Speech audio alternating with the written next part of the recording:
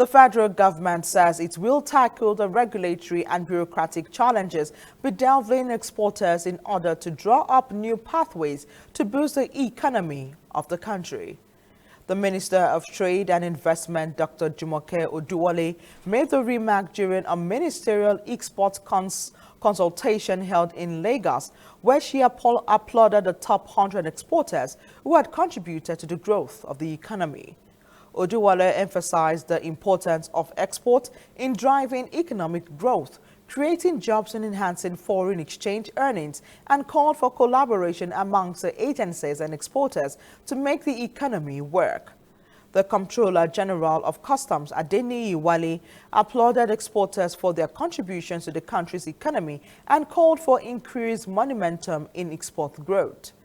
In his remarks, Permanent Secretary, Ministry of Industry, Trade and Investment, Ambassador Nura Abba Rimi said the forum was designed to provide exporters with a unique opportunity to interact directly with regulators, identify bottlenecks, and receive actionable guidance, which will foster a collaborative and solutions-driven approach to addressing the challenges confronting exporters in the country.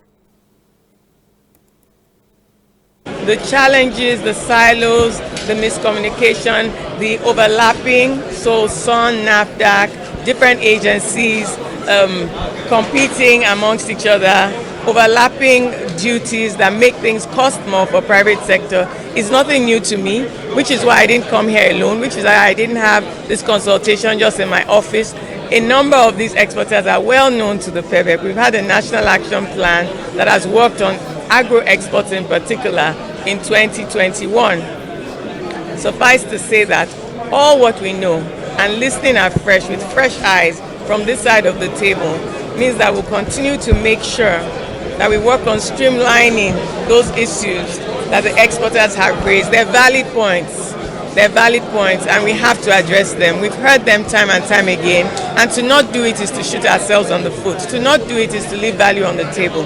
To not do it is to make sure that this economy doesn't grow. To not do it is to keep us without enough foreign exchange supply for this economy. So Mr. President has given me the matching orders, and together with colleagues, we're going to deliver this for the Nigerian economy.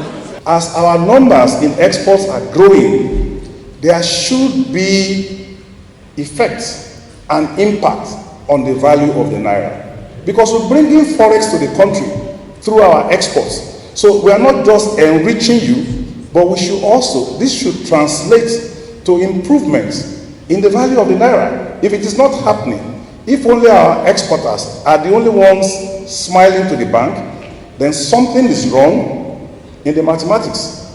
It should be translated into an improvement in the value of the naira. We're pushing oil import up. Yesterday, we got the cheering news that they are doing 1.9 now, and they are hoping to get up to 2 million barrels per day at the beginning of the new year. And as we push export numbers up, these two combinations should help us to attract forex into Nigeria and contribute to shoring up and improving the value of the naira.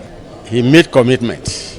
If you listen to Nexim MD, he made commitments about helping exporters. He talked about financing, funding.